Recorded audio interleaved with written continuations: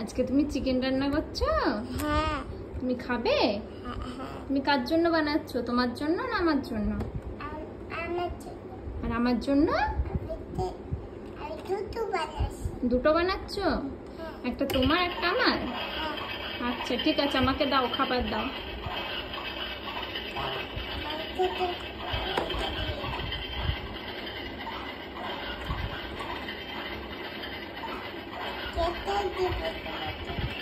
আচ্ছা ঠিক আছে, প্লেটে করে তুলে দাও।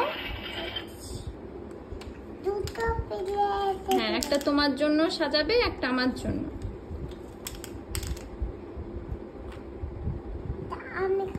আচ্ছা, ওটা তুমি খেও। ঠিক আছে, দাও দাও। থ্যাংক ইউ জিভা।